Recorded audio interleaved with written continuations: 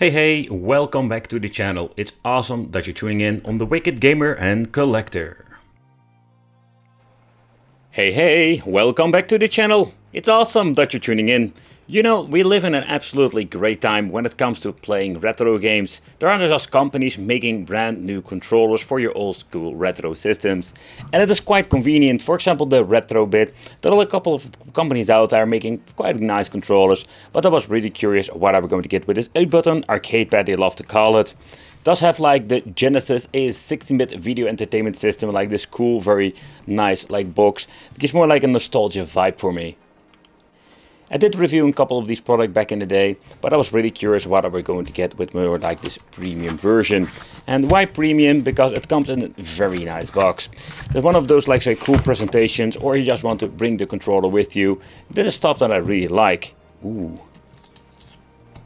You know what time it is.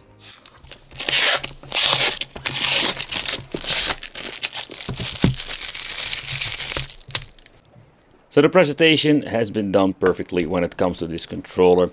A very nice box that you can store your controller, but just bring it also with you.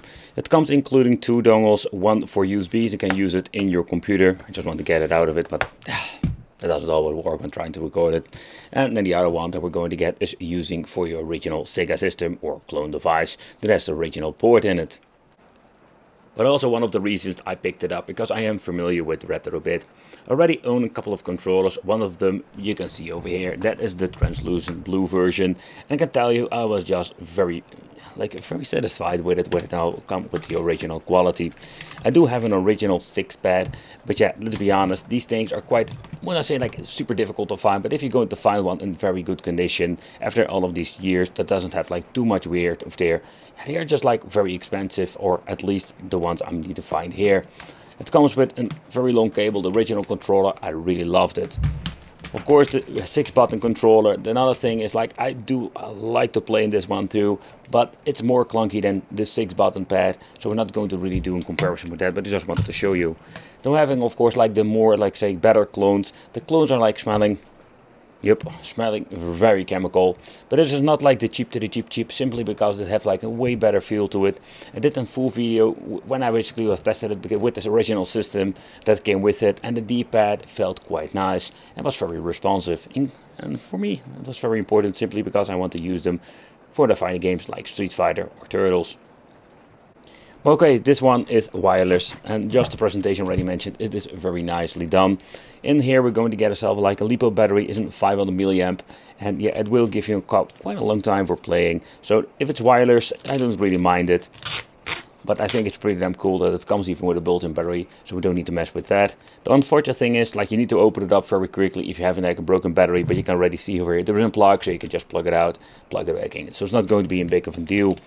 So when you're looking at the controller, there are some upgrades where they implemented with this, because this is not like a one-on-one copy or a clone or whatsoever of the original.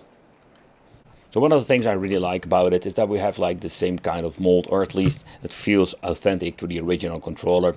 And I really liked it that they did this. That is the thing what I also like with my translucent blue version.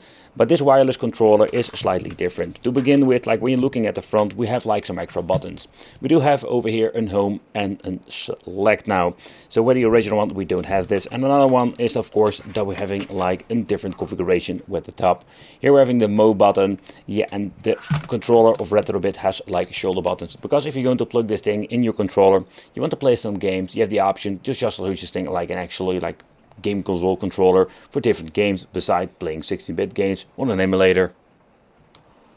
But how about the D-pad itself? I can tell you the Retrobit feels slightly different, more like a loose feeling to it, where we're having like the older one feels a little bit more sturdy, and where we're having more like say freedom when it comes to the D-pad. When you're feeling it like going all the way around, it plays in my opinion even better, because I love it just the way how they basically improve it in my opinion. So this is the thing when it comes to the D-pad itself, it's even better than the original one. The touch of the buttons. Also here we have like a different touch where we have like more resistance when it comes to the Retrobit. We have less here on the Sega. To be honest, I really prefer to have the original Sega when it comes to this. It's a minor difference, but there is a difference. It is wireless, so we need to charge it. So the thing that we're going to get is over here. Here we're having an LED for indication. I think it's for connectivity, but also over here we're going to find a micro USB for basically like charging it. But if we're going to remove the part of the basically the packaging, here we can find ourselves like the micro USB cable. Very long one, by the way. Gives an extra fresh advertisement like Retrobit, share a bit of your retro side. I really like it. So let's see what we're going to find over here. Thank you for your purchase. It's pretty damn cool to giving you this. And then over here we're having, of course, the manual explaining how everything works, how you need to handle it, and how you basically need to convert or connect and everything like that. This is very nice, so if you have any problems, check the manual. Configuration with the dongle itself, it's going to be super easy. The only thing you need to do is pressing the button, holding it for a couple seconds, let it basically start blinking very fast, and then you can connect your controller. Fairly easy. If you want to configure it with the USB dongle of the controller, check the manual. It also explains what kind of button configuration or what you need to do if you have any problems. Alright, so let's try a little bit of Street Fighter. And yeah, I already mentioned that the controls will feel a little bit slightly different than the original one. But I can tell you that I am not disappointed whatsoever. Every move comes out instantly without any problem. Especially when it comes to the Shoryuken. It's one of those more difficult moves to get out if you're going to basically like checking it out with the same bad D-pad or a very bad clone controller. And overall, I must say that I find it a very pleasant controller to play, and the wireless connectivity, I don't notice any input lag whatsoever.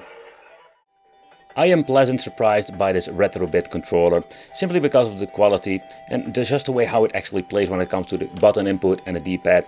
It's slightly placed a little bit differently compared with the original Sega controller, but not in a bad way. Thanks for watching, consider subscribing, hit the little bell, and it would be great to see you in the next video.